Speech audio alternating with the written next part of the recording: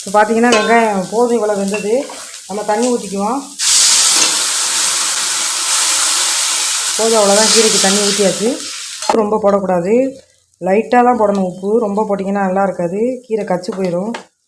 பாருங்கள், உப்பு ரொம்ப நான் கம்மியாக தான் நான் உப்பு ரொம்ப கம்மியாக தான் போடுறேன். போதும். நம்ம பார்த்திங்கன்னா இப்போ கீரைக்கு சோடா மாவு சேர்க்கல, அதுக்கு பதிலாக வந்து நம்ம கொஞ்சம் நாட்டு சக்கரை போடுறோம். உங்கள்கிட்ட ஜீனி இருந்தால் கூட கொஞ்சோண்டு ஜீனி போடுங்க. இது போடும்போது வந்து கலர் மாறாமே இருக்கும், கீரை வந்து சாஃப்டாக இருக்கும், சாப்பிட்றதுக்கு நல்லா பஞ்சு பஞ்சாக இருக்கும். நீங்கள் வேணால் செஞ்சு பார்த்துட்டு கமெண்ட் பண்ணுங்கள் எப்படி இருந்துச்சுன்னு. பிடிக்காமல் கீரையை போட்டுறக்கூடாது. தண்ணி கொதிக்கட்டும். நீங்கள் வேணால் தாளிப்பில் ஒரு வரமிளகாய் சேர்த்துக்கலாம். போதும், தண்ணி கொதிச்சிருச்சு. நம்ம இப்போ கீரையை போட்டுருவோம். அதில் எடுத்து பார்த்திங்கன்னா 2 கைப்பிடி இருக்குது. நம்ம ஒரு கைப்பிடிக்கு 1 டம்ளர்னு 2 கைப்பிடிக்கு 2 டம்ளர் தண்ணி போட்டிருக்கோம். போதும். கீரையை நம்ம மூடி வச்சா சும்மா திறந்து பார்க்கக்கூடாது, அப்படியே வெந்துடணும்.